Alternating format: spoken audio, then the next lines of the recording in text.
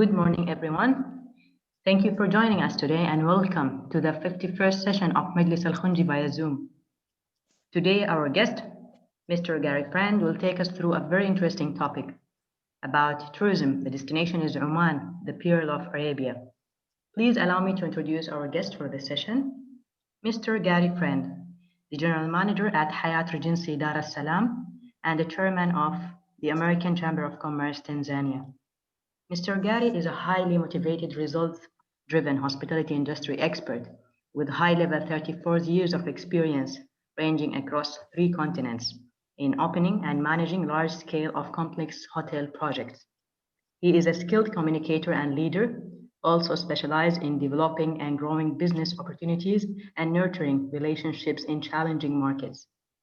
Through his long experience in the hotel sector started in 1986, he held several positions in different countries, started from Australia, Greece, Jordan, Egypt, South Africa, and Qatar, in different high-level positions.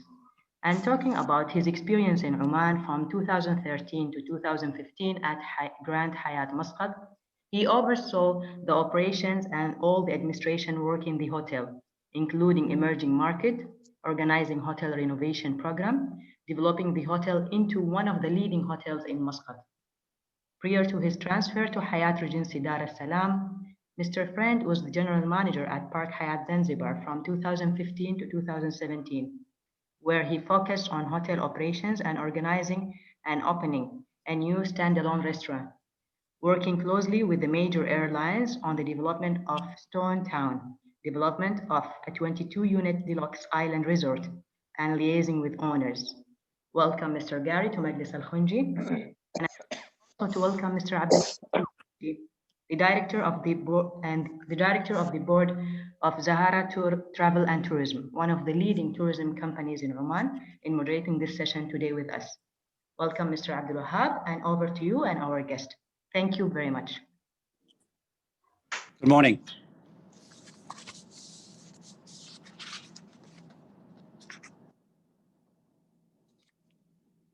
Good morning. Would you like me to start? Yeah, Mr. Abdul Wahab will just start before, and then he will over to you, Mr. Garry. Thank you. Thank you. Good morning, all.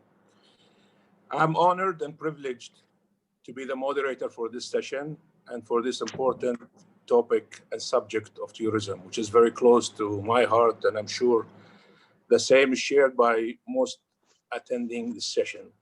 I welcome you all, and I thank you for attending, taking time from your valuable and important schedule to be with us. Before I start onto tourism, I'd like to say a few words in regard of Majlis Al Khonji. I don't know if, Garry, you're aware of the Majlis and if you participated before, but this Majlis is a very important forum where people like yourself and many others who are experts, specialists, come to give their views, opinions, thoughts on subjects that are important and relevant to us in Oman here, to our community, especially business community. And tourism is such an important topic, such an important issue. For most who are participating today, understand the importance of this industry. Travel and tourism industry is one of the largest and the most dynamic industries in today's global economy. Compared to other sectors of the global economy, the industry is one of the fastest growing, accounting for more than 1/3 of the total global services trade. Of course, here in Oman, we place also high importance on tourism, and it is one of the main pillars in our Vision 2040 vision of Oman. You are aware of Oman, you know Oman, you've been in Oman. I leave the floor to you, Garry, to start, please. Good morning. Good morning, everybody. Thank you very much for inviting me to be one of your speakers today. I'm very honored. Actually, when I see some of the faces coming on, I realize that I actually would have been great to meet more of you when I did my 3 years in Muscat, which was a very joyful time and a very learning time. I've actually been with Hyatt for 32 years. And during that period, I've worked in many roles, predominantly senior roles. So I have some knowledge of hospitality. Even in Egypt, I was in the tourism ministers, in a committee talking about tourism and how we could better it for Egypt. And Egypt spent in those days $80 million per year just on marketing their destination. So you can imagine what that's like 15 years along the line, how much they would spend now they need to spend to market their destination. And why we're talking about that, one of the problems in Egypt had is that the repeat clientele, they were really good on getting guests to come for the first time, but had a big problem with getting guests coming back for a second time. So it was all about the experience, what the guests was in having, and that was one of the key issues they had, was safety and getting repeat clients. Now we can go on to slide 3. So some of the objectives of this talk, what I've just laid out, is ease of policy on visas and destinations to increase footfall. Very important that not only in Muscat, but if you look at UAE, Zanzibar, where I'm actually doing the broadcast from today, and Dar es Salaam, key Maldives, key holiday destination, the visa is really important. Not only the cost, but the speed of it. You hear horror stories in Dar es Salaam where it used to take 2 hours to get through. New York, when it used to take 2 hours to get through.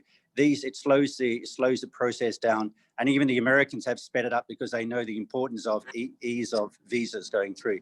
Let's not talk about COVID right now because that'll eventually disappear. But in the real world, the normal world, having people having a 5 to 10 minutes access through is really a really important issue. The next point I've written, ensure competitiveness of countries. You're competing. I know we really don't want to compare you to Dubai, but we can compare you to other holiday destinations around the world.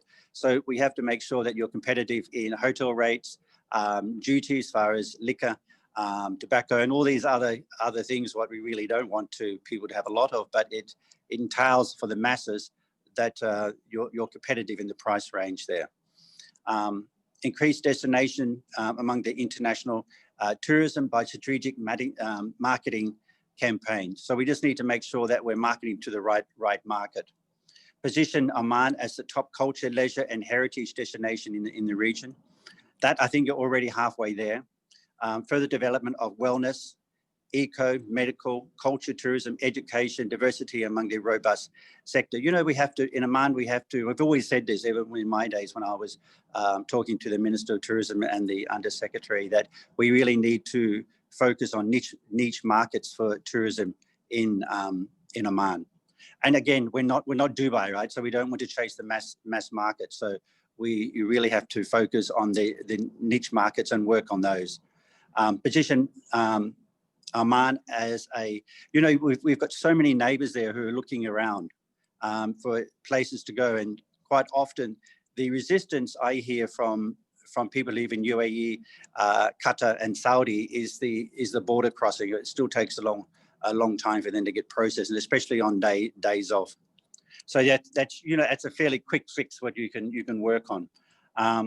And then of course we want to touch base on the tourism and how we can keep the Omani young people employed, have a future in hospitality, and how this can see it's a job for the future. It's not just something they want to do before they get a job in the government or they want to open their own business somewhere.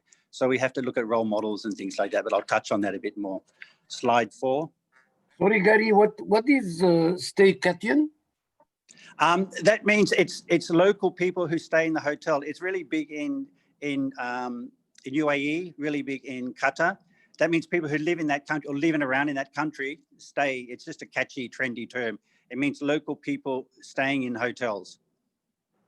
Instead of say Omani's going over to Dubai, they would stay actually in a hotel somewhere in Oman. They would go up to Jabal Akbar or one of these other really nice destinations and stay there. So there's always a market from within. And so when I broaden their rights and say that, let's say UAE is your neighbor, it's very easy to drive over, that we should look at opportunities, really increase opportunities there for people to come and stay 1 day, 2 days in our hotels, use our facilities in Oman. So that's what that means. And you can look it up in, you can look at it, it's actually a real word. It's not just something made up to get the definition from it. So visa policy, and I believe you've just changed your policies on allowing people into Oman. So again, I brought this up, that the ease of visa policies, and again, UAE has a very good idea where you can register, then you just go through with your passport. And if you look what's happening in the States and Australia, I'm Australian, if you look what's happening in Australia, they also have these e-gates for a lot of people there. Australia is New Zealand, UK, America, and destinations they're happy with, so people can just go through on their passport without having to queue up and get stamped and pay fees, etc., etc. Because the money you're saving by having these e-gates, it's cheaper to have e-gates than it is to employ people to stamp and put stickers on people's passports. So anyway, looking at making sure your visa policies are critical within a country, so economic healthiness in long term. Increase the visibility of hardcore speedy visa process for countries who are coming over the border. And again, I use UAE as an example, coming over to Oman for their public holidays. We should have it really easy for these guys to come over and spend their money in your country. And even the World Bank, if you see my point there, the World Bank has mentioned that the visa situation really stimulates tourism growth and can really help a lot more than we really think about. And as I've mentioned, the visa waiver program is really important, not only for your country, but for all the major countries in the world. And excess duty, slide 5. So there, I've just done some comparison with Oman and UAE. You have to be very careful, in my eyes, that you don't overprice yourself. And in my days in Oman, the room rates were a lot higher than UAE, even higher than Qatar. So people tend to shy away and would go to Dubai or Abu Dhabi rather than come into Oman. And now you have, in those days, we didn't have the supply of hotels. So even in my hotel, we did extremely well. We had a really good, healthy room rate because there was under supply. So it's really important to keep the supply hotel. So you have everything from 2-star, good quality 4 stars, and deluxe hotels. So we give people a whole range of hotels to go to. So excess duty, and you have to make sure that we're competitive with our market. You're competing against UAE, Qatar, Maldives, other countries, even to some extent Zanzibar now. Slide 6. So this is destination awareness I've spoke about here, and you can see on my slide some of my comments to increase activities dedicated to the team and make sure you've got a dedicated team. And where you don't want to set up a whole tourism board in a foreign country, you can work out of your embassies. You have embassies in most countries of the world, and they can also help with this because, as you know, it's really important for your country is to have a really active tourism in your country, because it not only helps cash, it also helps in unemployment and keeps a lot of people employed. Hotels, as far as the industry, would probably employ more unskilled labor than any other industry you have in Oman. So adequate teams to intense training, relative technology. Technology is really important now. Nothing is done in magazines or newspapers, so to speak. Everything's done online. To us about our able position, the border crossing, e.g., as we mentioned. So we're saying that technology, as far as visas goes, marketing goes as well, is really important. And that we should aim for to have a crossing done within 5 minutes. Also, people coming in out of the plane within 5 minutes. Employ trained people to handle arrivals at the airport to ensure that they get a friendly service. You know what happens in other countries when you think like someone's talking on the telephone and you've got to wait for they finish their conversation before they'll stamp your passport, how annoying that is. And also, we have to try and get these destinations within 1 hour of the airport or the border crossing. One thing you've got in Oman over everybody else, you've got beautiful seaside shores, which are really underdeveloped. And there must be a lot of private enterprise, a lot of investors who would be dying to build onto these to have beautiful resorts where people would like to come to. If you see what even Turkey's like, Turkey's got a lot of seaside resorts, and now they're all really busy. Zanzibar, where I'm today, is the Russians are now coming here. They had 900 Russians arrive so far this week. So this week starting on Monday. So 900 people is a lot in this little country of Zanzibar. So it really is helping this COVID problem they've got with the lack of guests. So, you know, they market cleverly to Russia. Russia doesn't have any problem with COVID-19, and so neither does Tanzania. So it's really keeping this little island afloat. So anyways, just saying, so international media and social media partners are really important. And also, I remember when I was in Oman, one of the issues was that when it was a public holiday in Oman, that a lot of the public buildings would close down, like the Opera House would close, a lot of the museums would close for public holidays. And you share a lot of public holidays with your neighbors. So it's important that it stays open and gives people something to do when they're in Muscat or other destinations. Slide 7.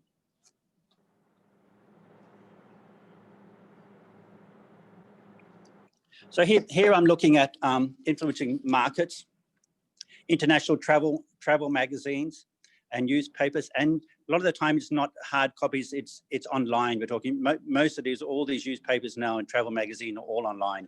And nobody reads magazines, so to speak, or even has magazines anymore. Everybody has a tablet, an Apple iPad, or one of these mini computers or a telephone where they're reading information from. And your Oman's major market used to be UK and USA. So, you know, they're key destinations where you need to keep an active force in there and also keep working with key social media people, key travel magazines, travel agents, etc.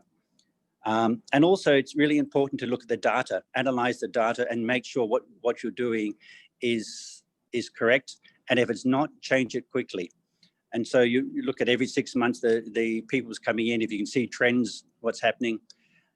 Zanzibar was interesting. If we use that as a case study now for Russians, the Russians made some inquiries about it. So Zanzibar didn't chase this market. It just happened on their doorstep. And then when they saw the potential to it, they sent people to Russia to market it, and they're really reaping the fruits from it now. So, you know, when you see opportunities now from your data, you really should take advantage of it and go in full force for those areas where it's increasing, or if it's not increasing, drop it and move on to another market. Strengthen regional and international country tie-ups to improve cross-culture awareness. You know, Oman probably out of all the Gulf countries has the most culturally aware market, and it's also a really good selling tool to market to the rest of the world. And your country is quite unique compared to the rest of the world. You could even see Saudi Arabia is spending millions and millions of dollars now trying to move into tourism. They still have a few hiccups where people don't trust going there, etc. So, but they can see the potential from it as well. And they're developing whole new areas, and they actually are looking at areas of uniqueness in their country where they can specialize and work on. So highlight Omani tourism, promise of developing a safe and joyful experience. Really important, safety is a really big factor. It really is a problem with us in Dar es Salaam. I live in Dar es Salaam, and safety is a really big issue for us there. And the government's aware of it, that it's they've got to make the people feel safe to be able to walk around the streets at nighttime, safe to be able to talk on their telephones in public so people won't steal them. And Oman is really a safe country.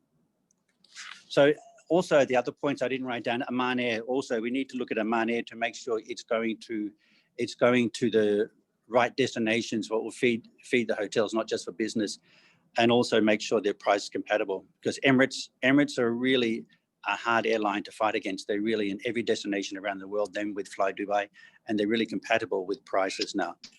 If I look at Oman Air versus Emirates.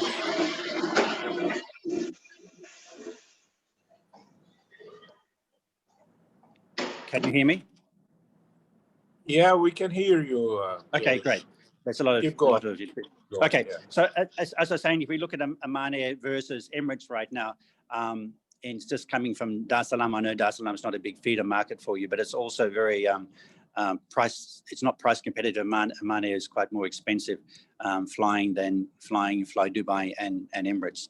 So it always has to be, you know, if it wasn't for Emirates, Dubai would be nothing nowadays. So Oman has to take up and also has to act like a tourism center as well for the destination of Oman, including the US. I think one of its goals should be traveling to the US. Slide 8. Oman's culture, leisure, and heritage destination.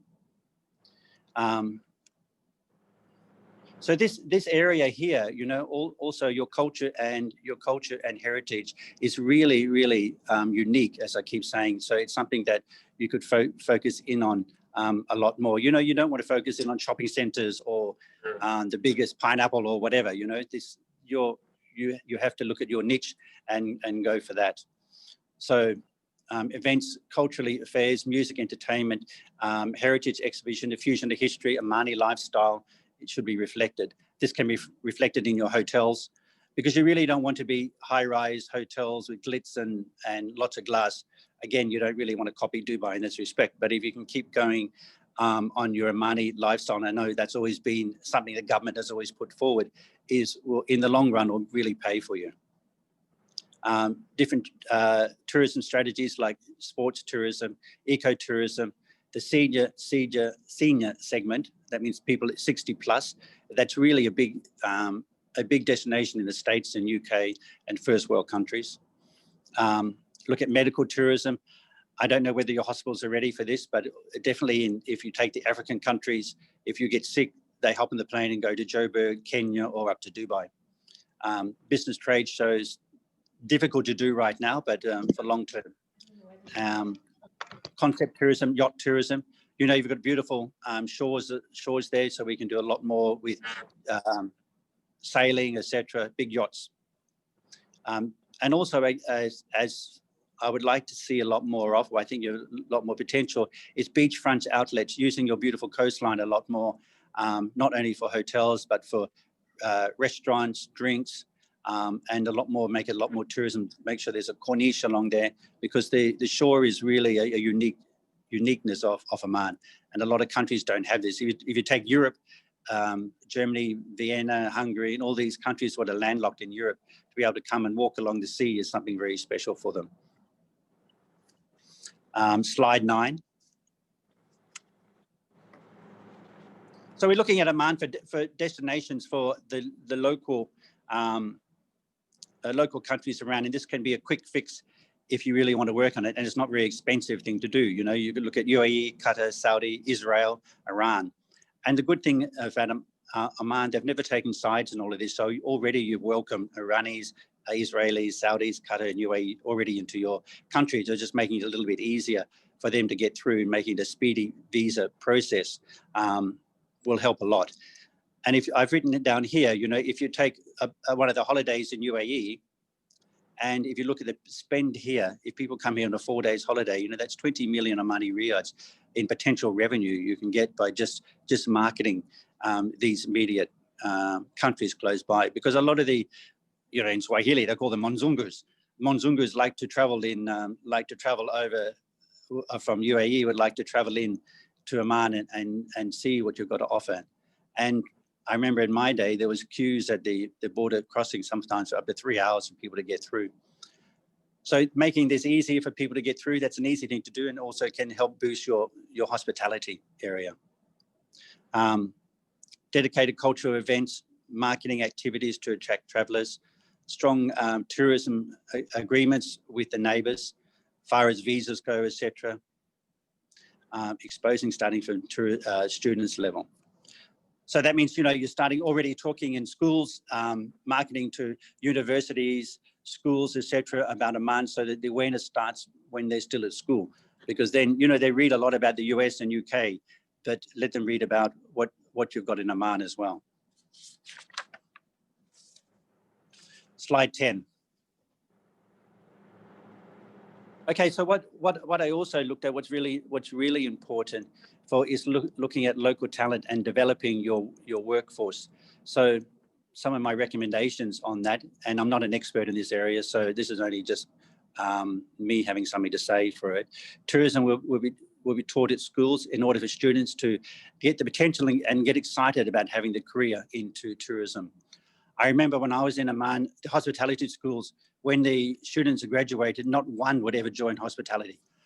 They would all join banks or whatever, or the government. So make it so that its career is worthwhile, and develop education infrastructure related to tourism, to bring up the quality of local talent. So the government also can help students study overseas. There's lots of really good universities and education areas in many countries around the world, because, you know, international schooling is really important for these people to come back and see, the students to come back and see a life in working in hospitality and see a future in it. Also, you know, that also goes with investors too. It's really important that we have local Omani investors investing in their own country.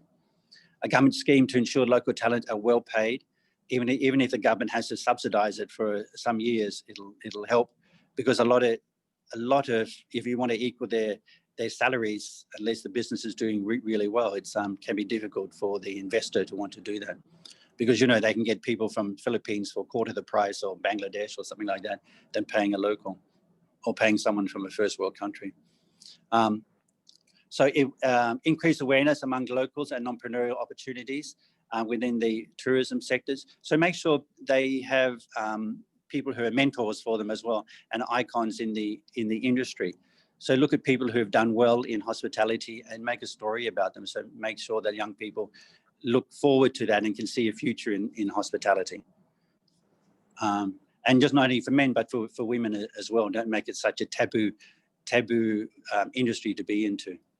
And cross exposure with the neighbouring countries. You know, you can talk to people like Hyatt, Hilton, Sheraton's, Four Seasons, W hotels, where you can put students in their hotels all around the world so they can get some experience. And that wouldn't, and I'm quite sure the big hotel chains would be very helpful and would like to help with that as well. So anyway, that kind of wraps up what I wanted to say. So hospitality should be a really interesting career for young Omanis to go into and look for the future, you know, and put their children into it. If you take Zanzibar, you know, for the Africans here to go into hospitality is like a dream for them, and they don't think of moving on once they come into hospitality. And if you take even the countries like Germany, Australia was a good example, because in the early days when I was growing up, hospitality was something you did before you went to university, and now it's coming as a career, and a lot of people are going to school, they're learning about it, and it gets quite difficult to get into now, because there's so many people who want to get into hospitality because they can see the advantage of being able to travel, to see the world, and to move up the ladder quite quickly. Slide 11, I mean. So that wraps up my comments today. I hope that gives everybody some food for thought and something else to think about. These are my 32 years with Hyatt, and I've worked for Sheraton and Hilton before that. So it just gives you some kind of ideas what I'm thinking about as far as helping Oman and helping their tourism, and hopefully to push it forward. Thank you very much. Excellent, excellent.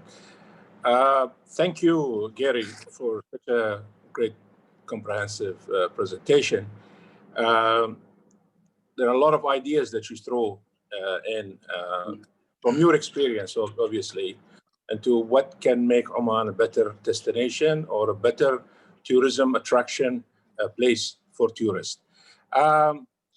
From your experience and from your knowledge, you know, if I will open the floor for questions, but I'll start with my question is, if there is one point that where we should start, the starting point for us to be in Oman, and we should be focused on, in your opinion, which point should we start from? I mean, pay attention to and focus for this, for us to make Oman a very attractive place to visit. The first one for me would be visas, ease of getting across the border, whether they're flying in or whether they're driving over. And it's a very easy one to do and very cost efficient way to do it. Okay. Is it the ease and the facilitation on Yes. the fastness of moving through borders you're referring to also? Yeah, all those things, you know, the ease, what countries you're allowing in.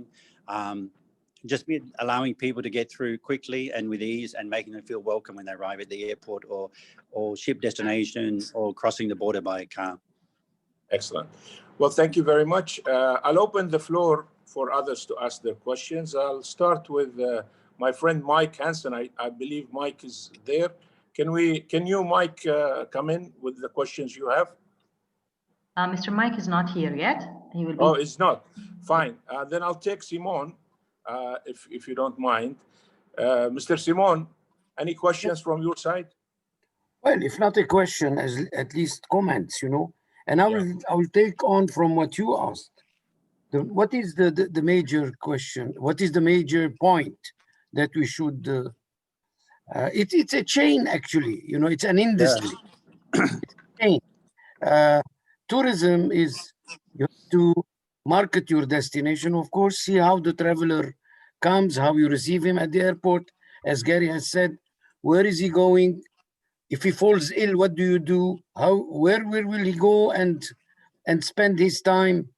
And then get him back safely to his country and hope that he is a repeat client. If I were to start, the starting point, the most essential point, is to accept as a nation, all of us, not part of us, that tourism is a huge potential for Oman. Now, in that aspect, I don't think we all Omani agree on that. Some people are afraid that we lose our heritage. Some people do not want alcohol. Some people, we should find a way to reconcile within ourselves and compromise, whether geographically. So first, we decide that yes, not only on paper, yes, we want to get involved in the tourism industry. And the second, in parallel, to learn the real trade is to focus on one destination, target one type of market and not spread our limited resources over Lithuania and Vietnam and Lebanon. You know, we have neighbors. Let me take an example, if I may, and I'm sorry, Abdulwahab, I'm taking a little bit more time. Take your time, no worries. But I asked the others please to mute their mic while Mr. Simon's speaking. You see, let's say that we would like to try our first experience, serious, complete, integrated experience with China. Now, we know that today there's 160 million Chinese tourists. They represent 1/10 of the volume of tourism in the world, and they spend half the money. Wow. So there's a huge thing happening there. What has happened there is the build-up of a middle class. China was either very rich or poor. Now they have a middle class. And we anticipate to have 460 million tourists, Chinese tourists, by 2030. Suppose we say, let's try China, that middle class China, and go and know what they want, these guys. And I think we know what they want. They don't want to buy Cartier. They don't want to this is gone. These luxury items they have at home. They want to live experiences. And nobody in the world has got the opportunity that we have in making somebody live experiences of climbing a mountain, at the same time ride a camel across the desert, or dive under the water, or do parakiting, do whatever they want, experiences. So I would therefore, to stop and conclude, if we were to start somewhere, we have to ensure through our governors and governorates, through our population, engage everybody and be convinced that tourism is something excellent for Oman because of our limited resources in industry, because etc. So we have to make that decision clear. Even in our conversation in a coffee shop, we should be aligned that tourism is important for us. And the second thing, try to go through the cycle, all of it, with one market to start with. And as Garry has quite rightly said, you adjust, you review, you analyze your data along, and you adjust it. If you find that you are on a wrong track, we'll shift to India, for example. This would be my initial comments. Any moment you want me to talk further, please call me. No, I will. Thank you, Simon. Points are taken. Points taken. Very clear. We need to know What is it we want from tourism? And do really we want Oman to be a destination? And what does it take? And obviously, you've already addressed all the different points that this way. Thank you very much, Simone. Garry, do you want to comment on what Mr. Simone just said? I would just be cautious about chasing brand new markets. You know, have a look at your analytical results now. Have a look what markets are keen to, what their spend is first before you start chasing new markets. I know China has always been first.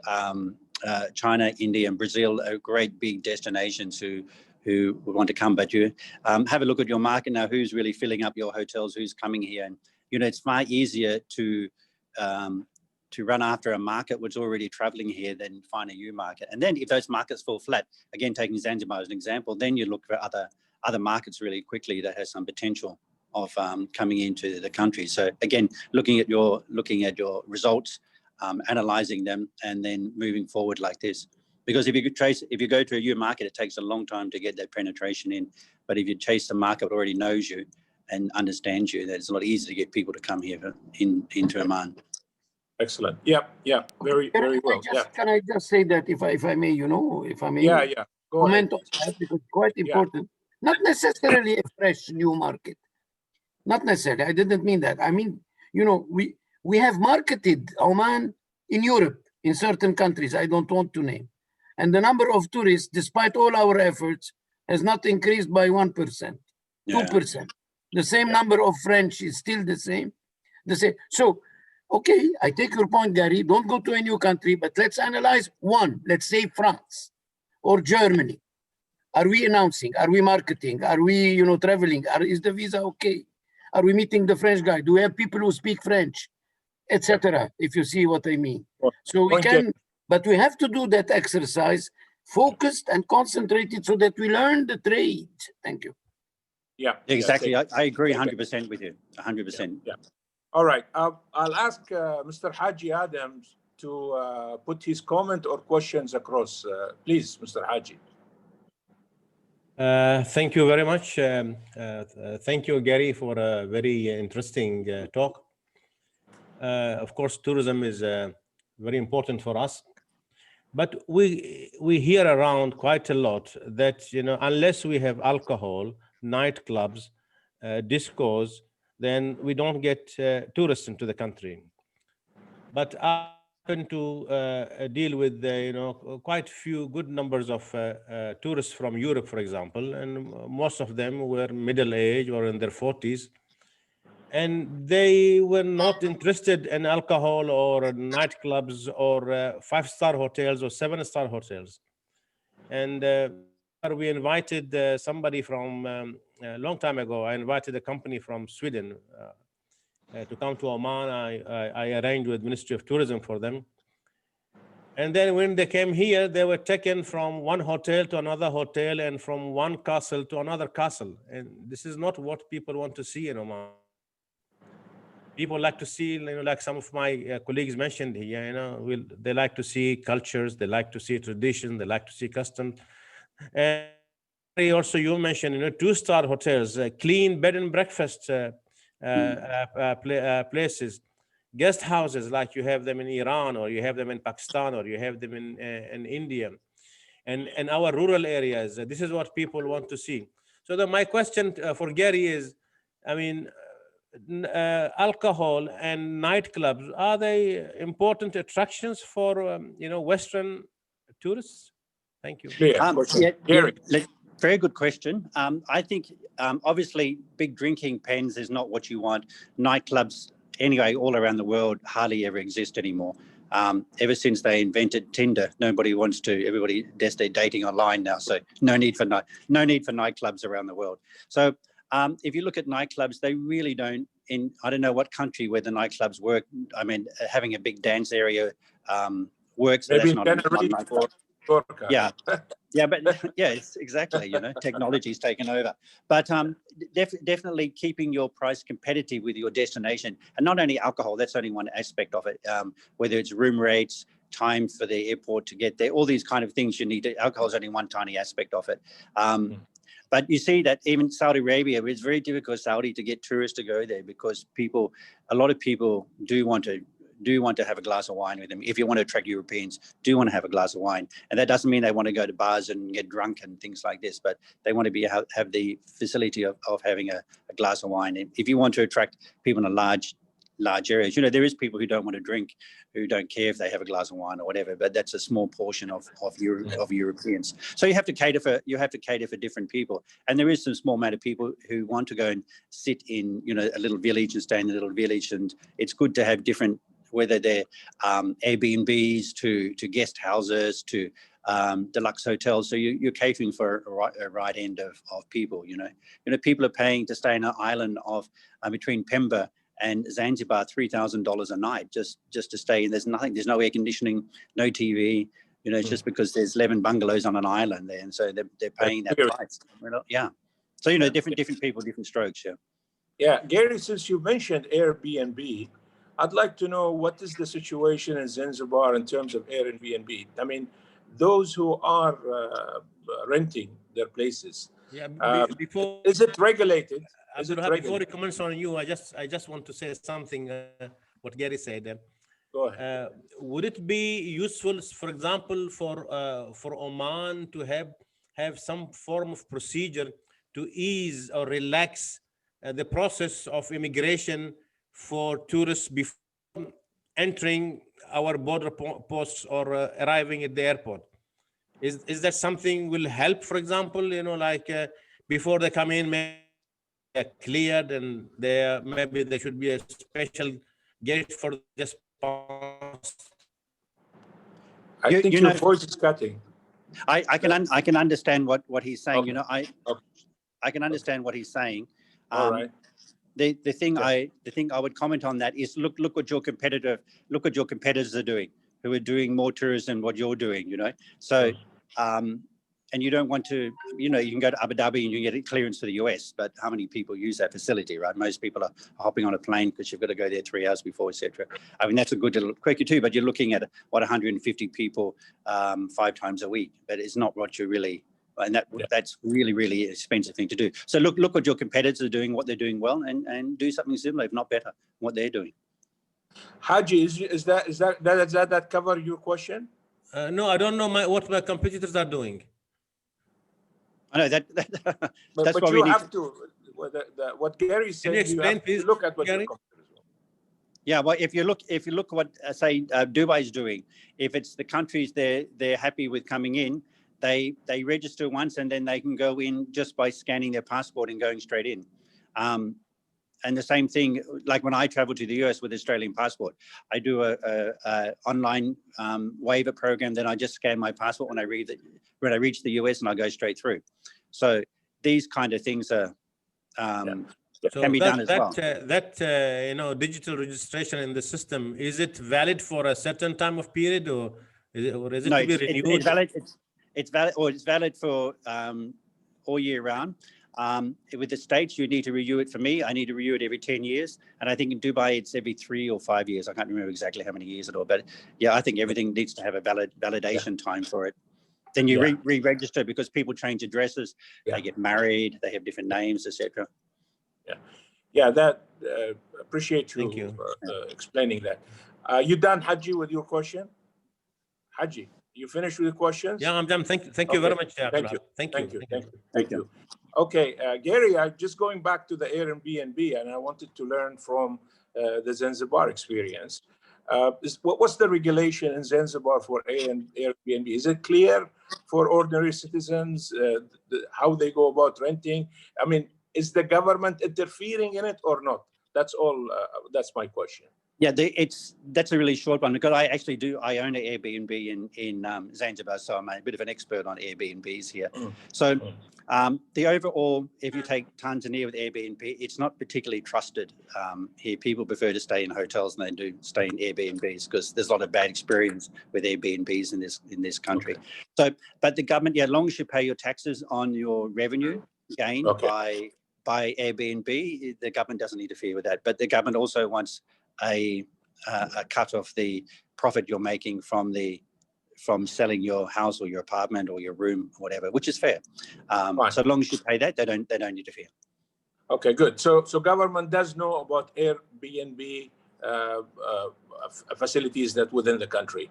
So for the taxation purposes or for The paying. taxation purpose, yeah, you have to register that you're running an Airbnb. Excellent. Yeah, Excellent. And they don't police it because it's self-policing. You know, people. Yeah. It's like a hotel. If people don't like it, they write bad comments online. Right. You know, so it's Right. self-policing.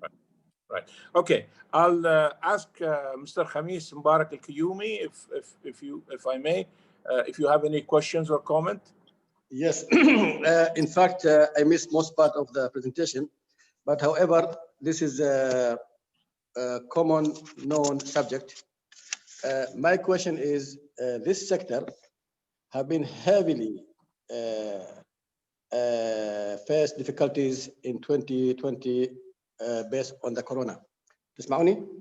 Yeah, سمعك. Go ahead. So how you will see, Mr. Jerry, how you see the recovery around the world for the tourism industry, airline industry?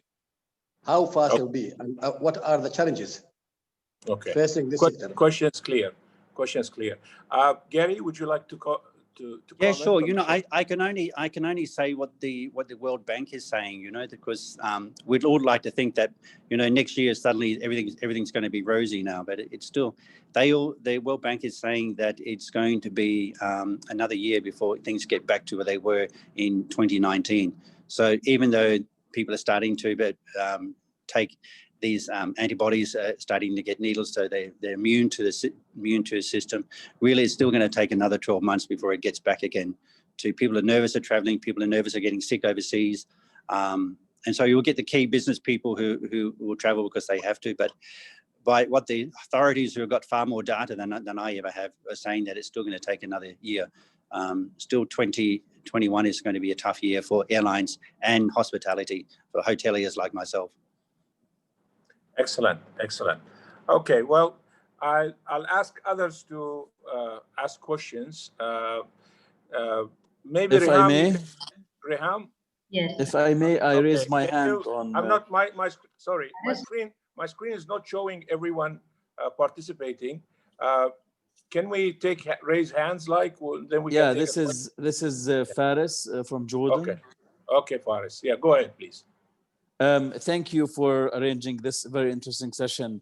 I followed with great interest all the questions and the presentation. Thank you for doing that. Oops, sorry. Basically, sorry. Well, we can hear you, Faris. Keep going. Yeah. I would like just to mention a couple of things. I think for Omani industry, I have read the strategy carefully that was prepared by the Omani government for the tourism 2040. It has it has great details on what should be done and how it could be done. But what caught my attention was the markets, the traditional markets, and the new potential markets. If we look at the attractiveness and competitiveness axis on the diagram that was published in the strategy, you have great markets such as the UK, India, France, and Germany. On the competitiveness, and on the attractiveness, you have China, mainly China and Russia. And on the also competitiveness and attractiveness, you have the United States scoring rather high.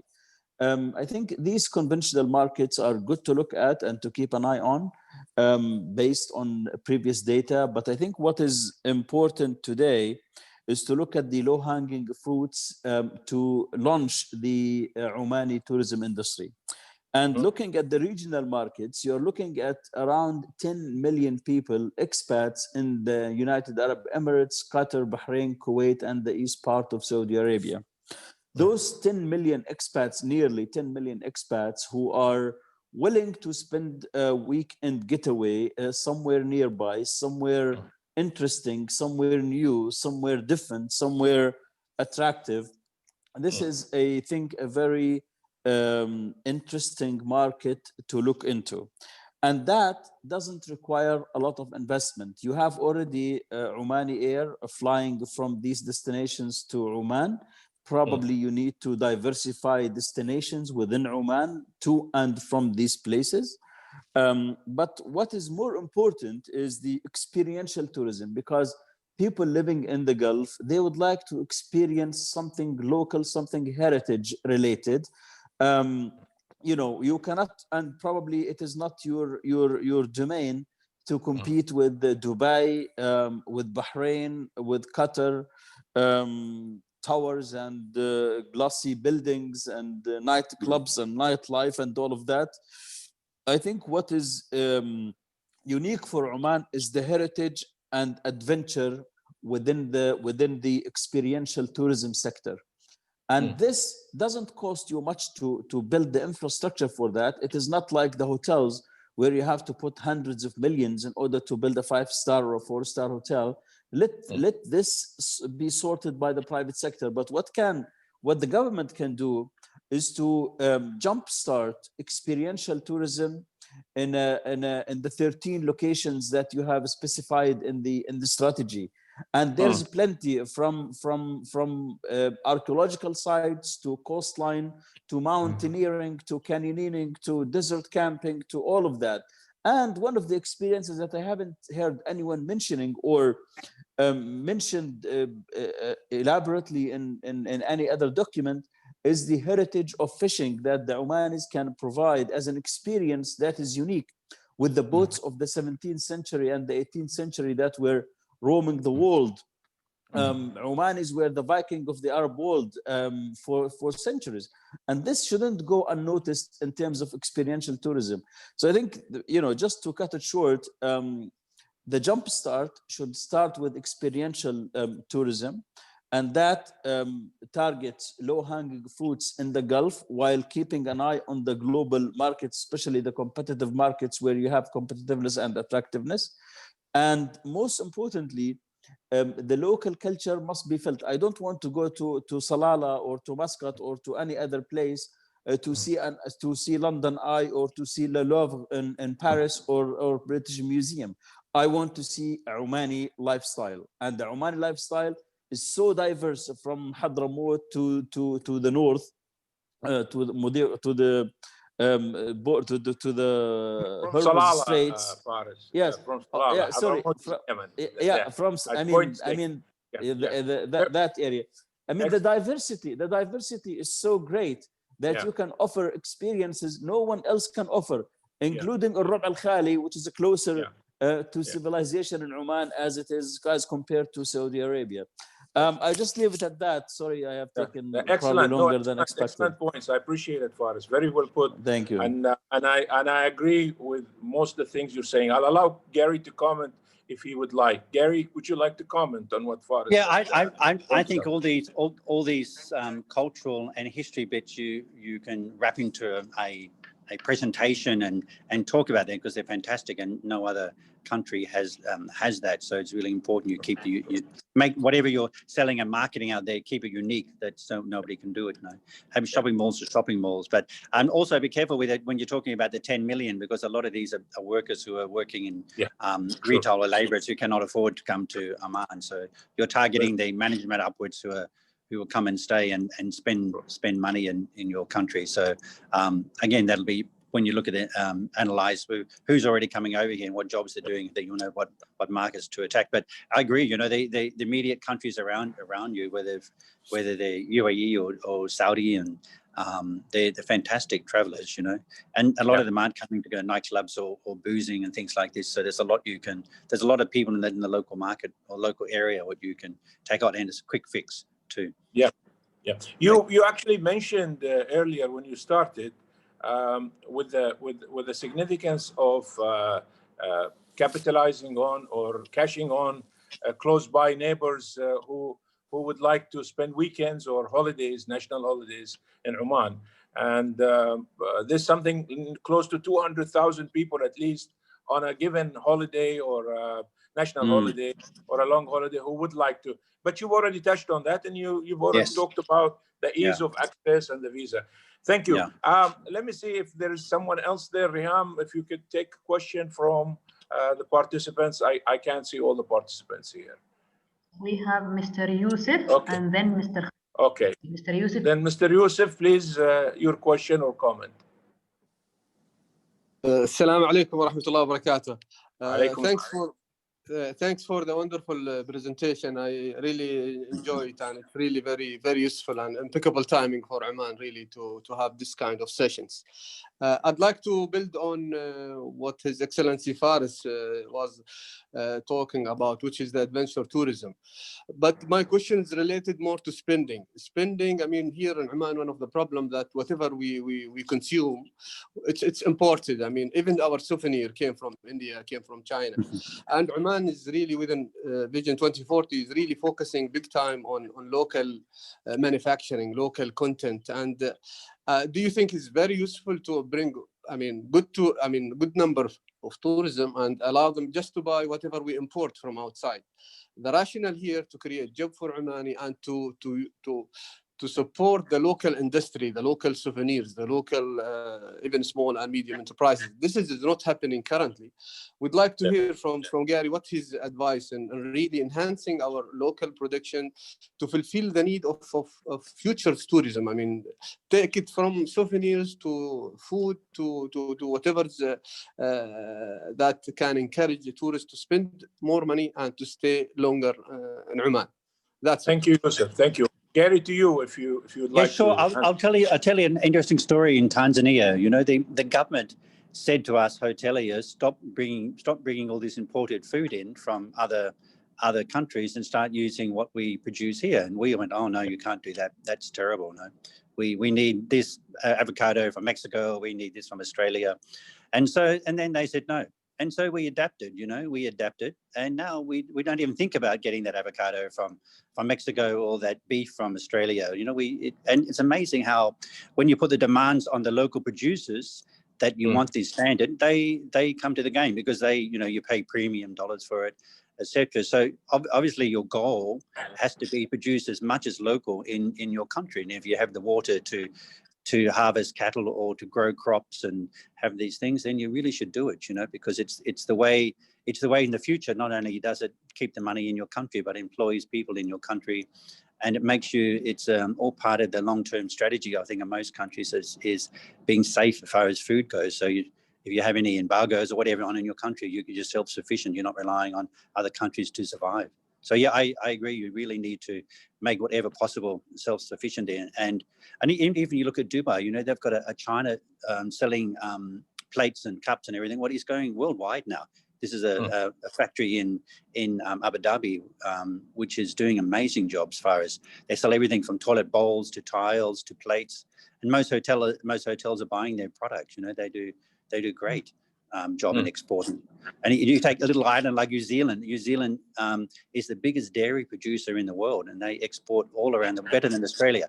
And they're only a little tiny island in the middle of the Pacific. So yeah, it's very important. Yeah, thank you. Reham, someone else you said wanted to ask a question. Mr. Khalil Al-Blushi. Okay, Khalil, up to you. Please put your questions across. Salaam alaikum. Thank you. Salam. Garry, you mentioned during your speech about Egypt that they had one of the big problem was the repeat clients. And I don't know, I have not seen data if we have the same problem or not. But it is interesting that you mentioned specific tourism sectors or strategies like sport. If a sport, which is an annual event, like the Formula One, for example, that is a guaranteed repetition every year, at least. Like we have the Muscat Tour for bikes and all that. So probably the specific sectors are a solution for repeat clients, at least from these parts. Well, my question is about a concept that we have been talking about at least for the last 2 decades, is the niche market. The niche market, I don't know really it is working for us or not, because at the same time, we complain about the room rates are high in Oman, but we are targeting the niche market, those at least the middle class and the upper class. So it shouldn't be a problem for them. But what do you see about this policy or notion of niche market? Shall we change it? Shall we still stuck to it? Shall we attract the mass who bring the money? What is your say on that? The niche market, Yeah, sorry, the niche market nowadays is shrinking. As you know, that people losing income, losing their income around the world, has a lot of businesses been devastated with COVID-19. So the niche market is not as active as it used to be. So Oman has to attract some niche market, but also to look at the mass market. If you look what's happening in, let's say, Dubai, Maldives, Zanzibar, all the resorts in the sun would have got beach access are full or nearly full. And they're doing really, I mean, the rates are not fantastic, but it's cash flow and it's keeping these businesses alive for the next year when they need to survive before business goes back to being somewhat normal. So, you know, the niche market is important, but don't just rely 100% on the niche market because it won't work. You need to be able to cater for a lot more volume markets to come in as well. The spend is lower, but if you put it all together, the spend's a lot higher than the niche market. And can you touch on, sorry, Khamis, sorry, Khalil, Can you touch on that point Khalil raised about repeat clients? In Oman, is it a problem as in Egypt or it isn't? And from your experience, the 3 years. Yeah, I see the niche market in my day when I was there, the niche market was good at repeating. A lot of people would come back again, but it's something we need to, I haven't looked at the statistics of that as well, but when I was preparing these notes for you, I remembered my time in Egypt when it was a big problem there. And remember, it takes like $150 to get someone to come visit your country once, as far as marketing goes, infrastructure, etc. You know, you're paying someone at airports or this, but if they come back again and again, the price to get them to come back shrinks down. So the spend is a lot higher in your country. So ideally, you need people to come back 2 or 3 times in their lifespan of traveling and make it so they feel welcome to come back, and you earn a lot more money. It's like a hotel. If one guest stays one night, the profitability is less. If they stay 3 nights, your profitability doubles from that one client because they're using the hotel, they're using the same amenities 2 or 3 nights. There's a lot of value goes into people staying a lot longer, whether it's a hotel or whether it's in a country as well. Okay, Khalil, is there any other comments or questions? No, thank you. I'm fine. Okay, thank you. Reham, yes. How are we doing for time, Reham? Yeah, we are fine with the time. We're still track. We have Mr. Khamis Al-Kumi, His Excellency. He's raising his hand again. Okay, so. but we'll give him the floor, please. Mr. Khamis, Your Excellency, the floor is yours.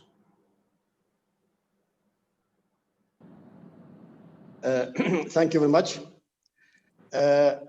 Maybe I think I am in disagreement with Mr. Garry about 2021. 2021, it will not be same like 2020. 2020, everybody was almost lost. And even in 2020, whenever there was an opening, we found that most of the hotels whom they are in the beach, as you said, was almost full in the weekend. Yeah. Also, we have seen in Oman, for example, most of the farms, where you can define it as B&B, farms or residents on the beach side, or also used to be very busy. Then, on the other hand, we have seen the country like Turkey, for example, whom they don't have precondition of quarantine. They absorb big number of tourists from the GCC, Gulf countries, which I know personally, many people went there for everything. So I see 2021 is completely different in terms of operation. Operation 2021 will be far better than 2020. But we might face a slightly small challenge on the evaluation, which most of the account will be appear in the first quarter of 2021. It is reflecting 2020. So that account might face a lot of business, some challenges, some difficulties. But in terms of cash flow, 2021 will be operationally will be very good compared to 2020. Additional to that, since Oman have already allowed 103 nationalities to come to a country, without visa. This is a big breakthrough, very big breakthrough, Great. which we have not seen in the lifetime of Oman. And this shows how serious the government to address this sector, which all of us believe that it is one of the sectors have big potential in Oman. And also the hospitality in this country is in the blood of the people, not only in culture or education. I think you also someone have asked about the experience, and you answered that if the experience of entering the country through the airport is easier, and the visa issue is easier, then that also will encourage many people to come. However,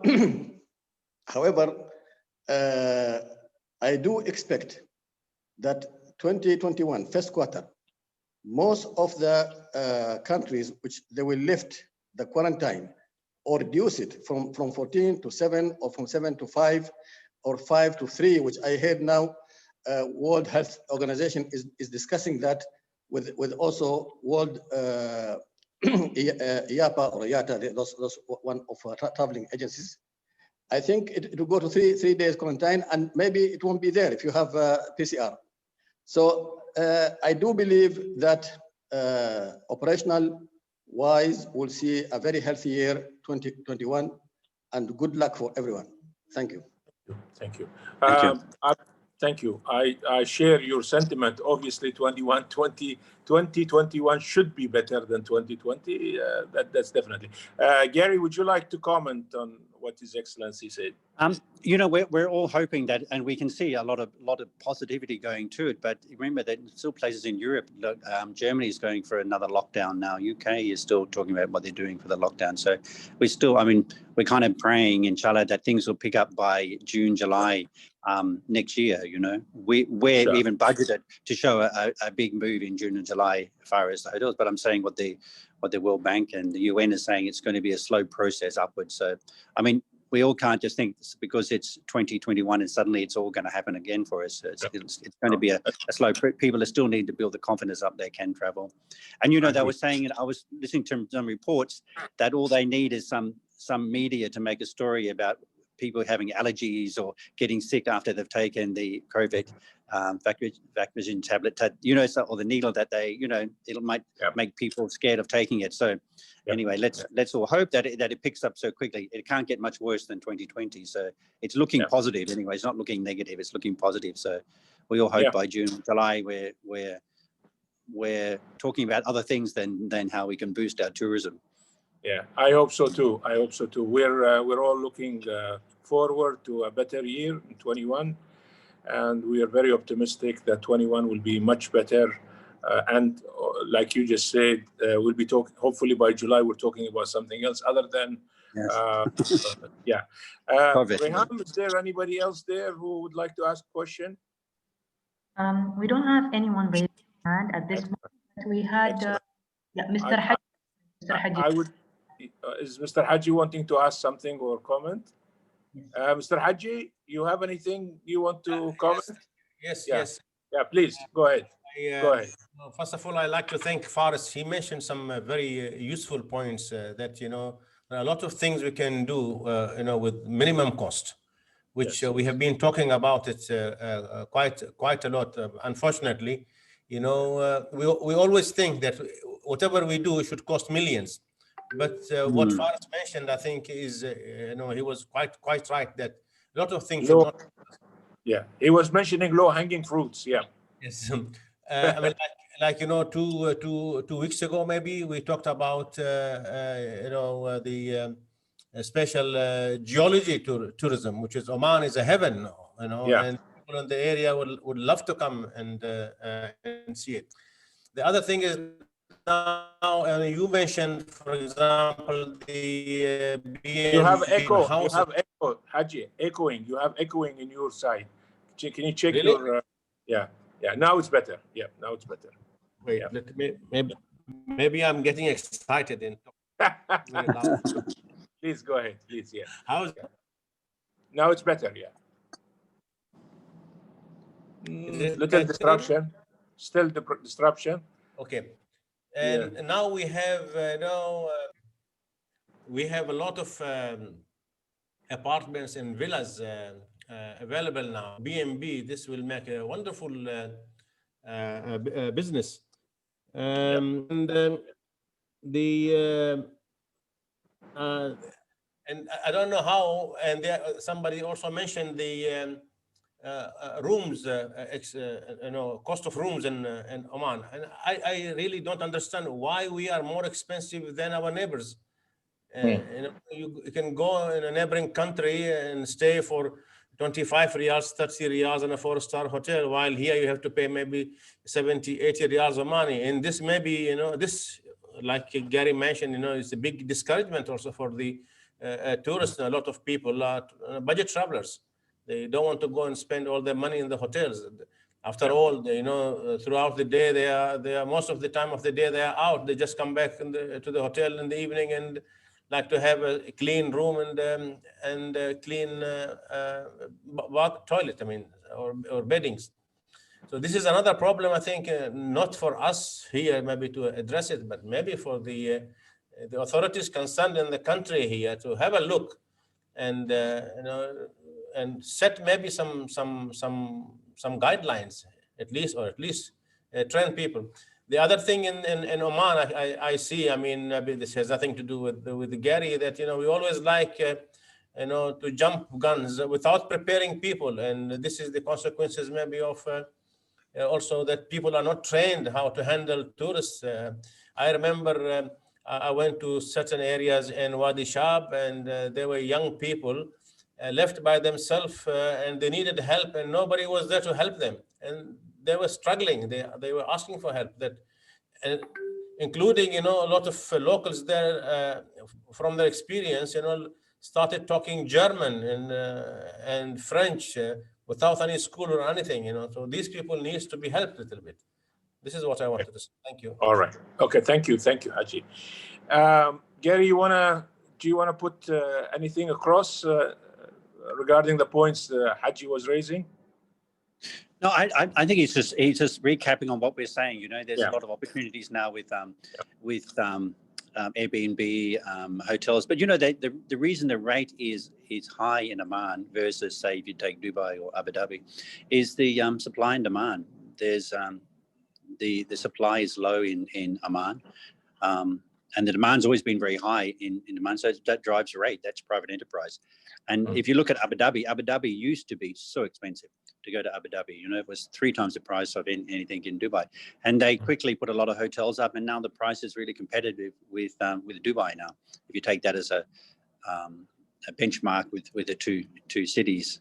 So the same thing in Oman. You need to look at doing more hotels, and that'll drive the rate down, not drive the rate up, and do some nice 4-star hotels so you can attract a lot more people, and try and build them by the sea. So, as we've said, all the like Maldives, Zanzibar, all the Seychelles, all the island resorts are doing really well, but all the city or inland ones aren't doing so well, because people have also got this thing in their head that laying in the sun and having sunshine cures you from everything. So, people, it's kind of like a health tourism without really marketing it like that.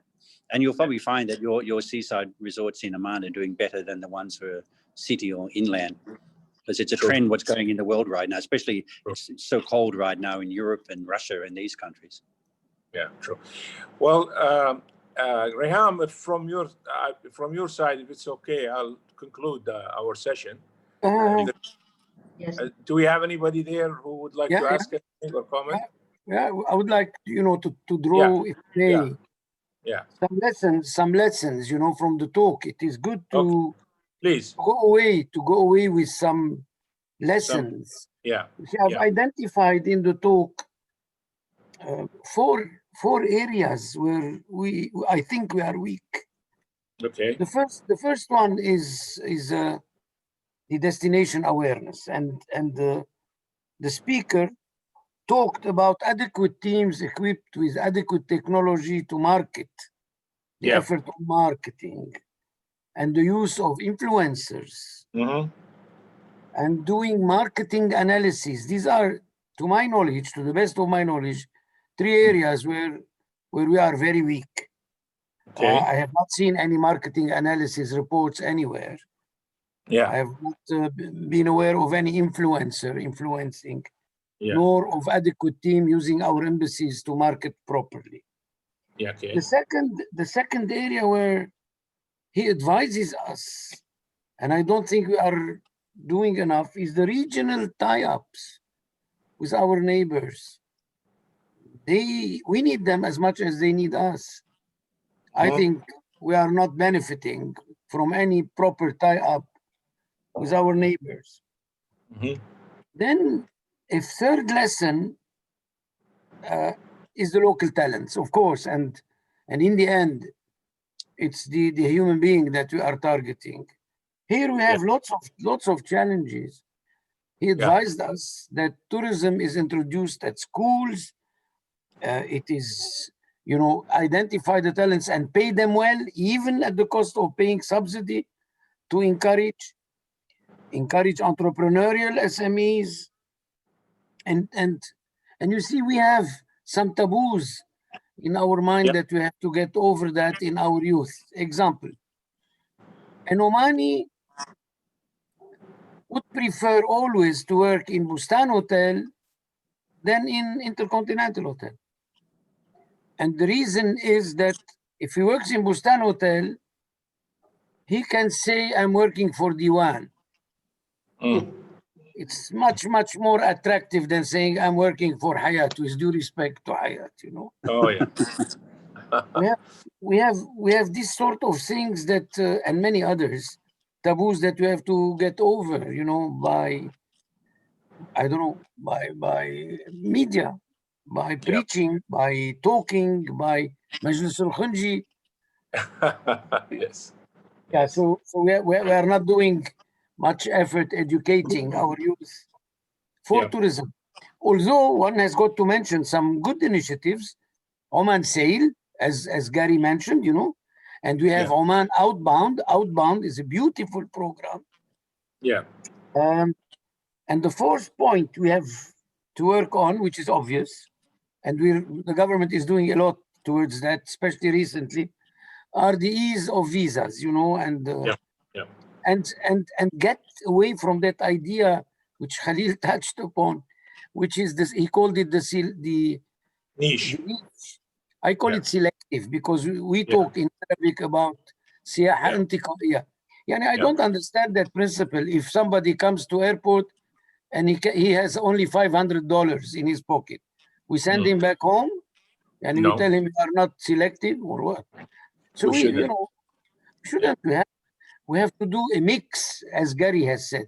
I think personally, these are 4 areas that I'm taking away from this meeting. Excellent. On which we have to work to reinforce our industry. Thank you. Excellent. Thank you. Thank you.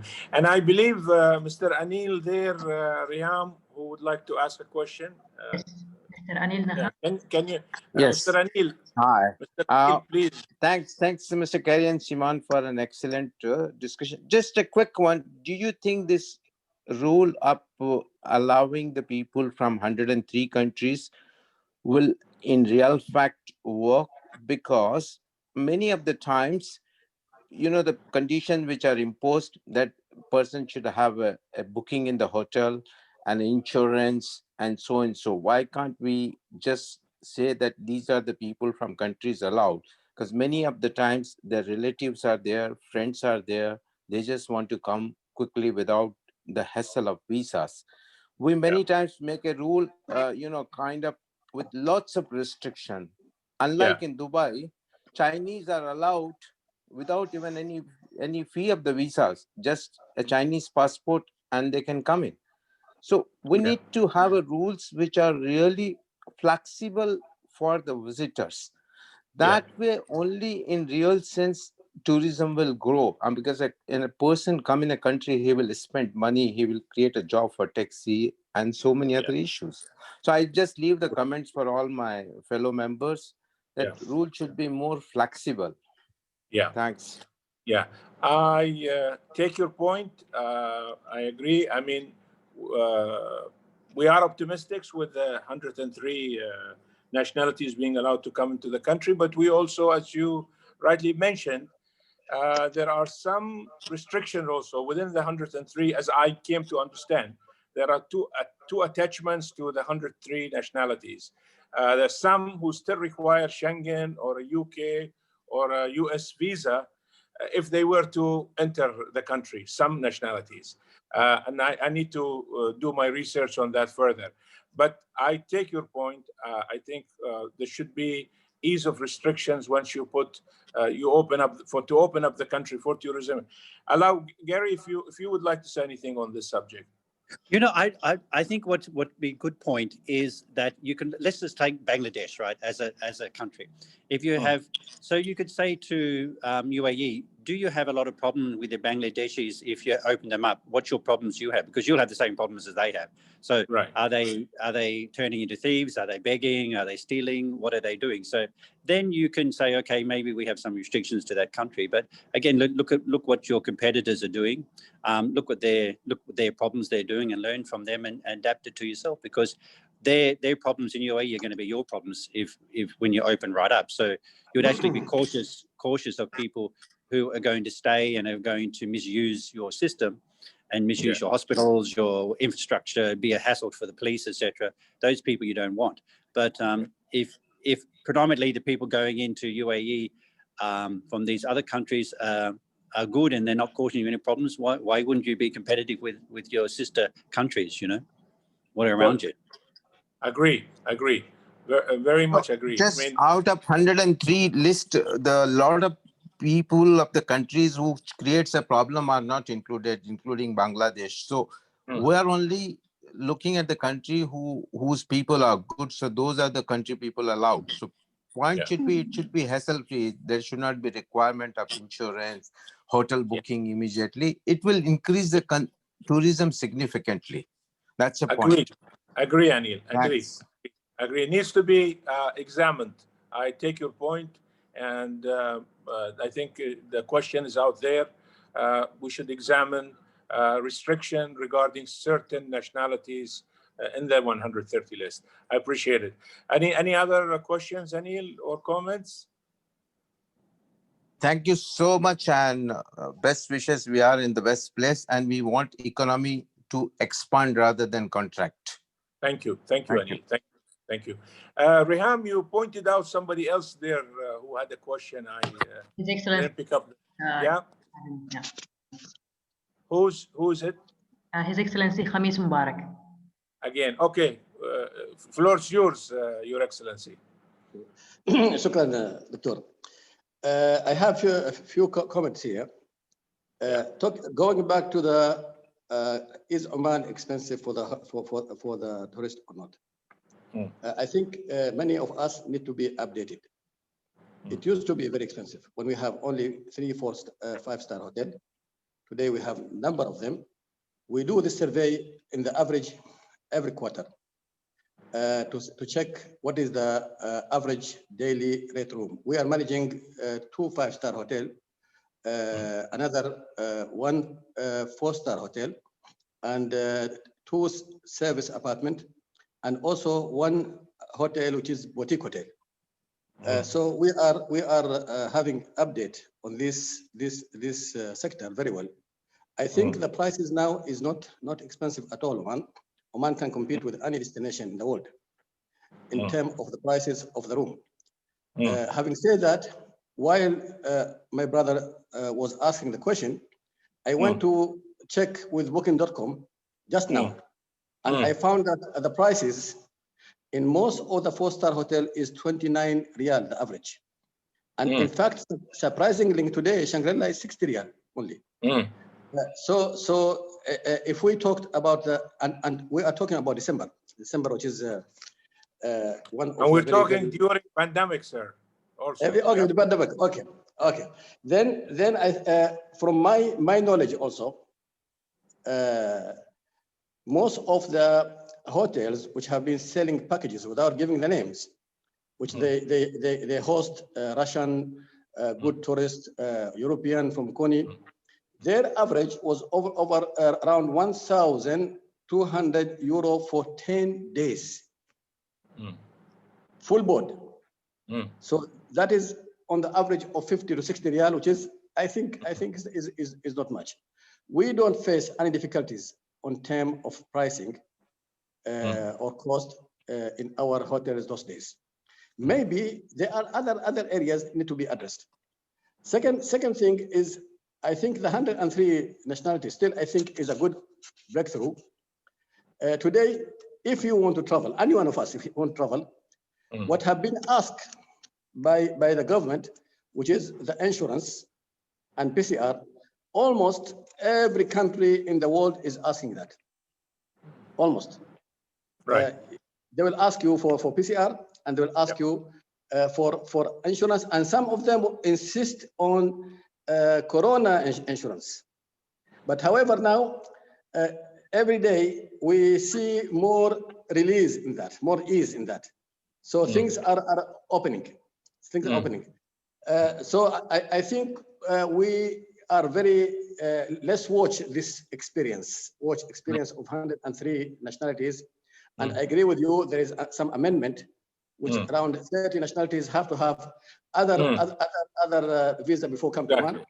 But I think it's a big opening, and let's examine the experience in the coming three months. And I found that whatever is there, if we raise it with the authority, almost they take it very serious, and they will change many things. So I hope.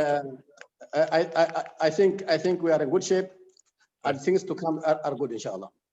Thank you, thank you. I like your optimism, and I hope this is how it will go, because we definitely have to review. We really have to revisit. You're right. In terms of prices, we need to think of prices today, because we are in pandemic. Definitely, that's another. That's another question. Sorry, Simon, you wanted to say something? I have a little question for His Excellency Khamis, my dear partner in traveling, in tourism, actually. Okay. Do you carry surveys as well on the cost of the food in these restaurants? Because I'm under the impression that the prices have probably more than tripled. Drink and food. You go to a 5-star restaurant, wherever. I don't know if there's 5 restaurants. And you would budget maybe 30, 35 riyals per person on a normal meal.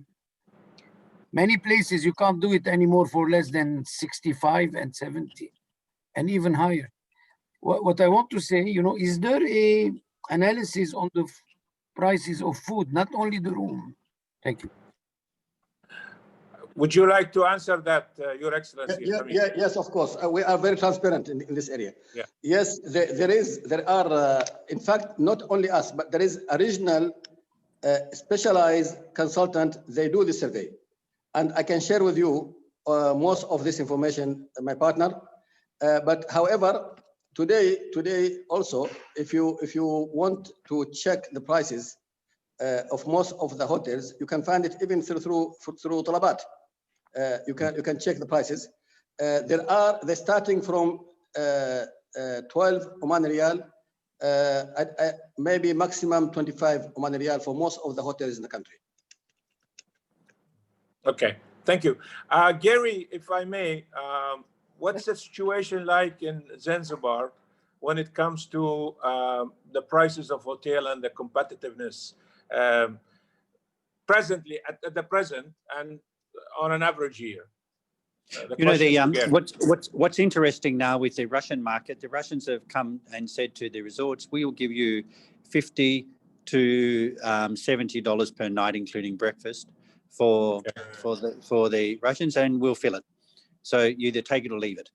So of course they're taking it because it's increasing in cash flow, and they get meals, etc. on that. And the Russians pay in cash; they don't use credit cards, so it's instant money. Normally that would be double. The rate still in Zanzibar is fairly competitive to the rest of the world, and Tanzania and Dar es Salaam is and the say Serengeti and the major lodges are really half price compared to what they used to be. They're seeing a little peak now in business over the Christmas period, where the brave Europeans are willing to travel. But previous to that, these are unheard of prices where you can get something you would normally pay $500 a night, you're paying $110 a night for a safari camp somewhere in Serengeti. So prices are really, and you have to be flexible. You have to drop the prices down to get the business, because there's always someone else in another country who's doing the same thing. So, you know, you see what's happening in Dubai as far as the prices are ridiculously low because they have such a big supply. And again, it's supply and demand dictating the prices. Yeah. On this question, where the hotels are owned by government or non-government, private parties, does price varies differently when, you know, you worked in the intercontinent, you were here for 3 years, and you know, government has a say in the prices and the range of prices. Do you want to elaborate on that? I always think that it's better the government stays away from, to the truth, away from owning hotels, you know, because hotels always run better when it's run by private enterprise, because it's they have a strong desire to achieve, and and the price should always be done by market. You know, if the market can take the price, then do it. To charge more. That's the ideology of private enterprise. You're a market, but you know, and if they get too expensive, people no longer go there. So, so you know, and the hotel business is hard work for governments to longer. I can understand why they need a few boutique hotels to make a statement, like the one in Jabal Akbar, which is a beautiful hotel on the mountain there, because to make money out of that is very difficult. But you know, better to give conditions or help the private enterprise build the hotels and let them run it, and stay to looking after infrastructure and other things like this. Very good. Excellent. Riham, I think we're done as far as time is concerned. Am I correct, or? We are done. You can conclude, and just over to me. Yeah. Excellent. Excellent. Well, I appreciate all the questions, comments received by participants. On your behalf, I thank Mr. Garry Fields for his patience with us, for the points he has raised, the valuable advices he's given, and I wish him all the best in Zanzibar. And the floor is up to you, Riham. You can take it from here. Thank you very much, Mr. Abdul Wahab. Dear all, we have reached to the end of our session today. Thank you, Mr. Garry, for your comprehensive presentation. Thank you, Mr. Abdul Wahab, for moderating this session, and a big thank to you, our guests, for making this session very informative and exciting. Next Saturday, we have another interesting session with Mr. Tim Valency and his presentation based on Ricardo Husman's about 2040 vision, covering up very important points and data. See you next Saturday. Thank you very much all. Goodbye. Thank you.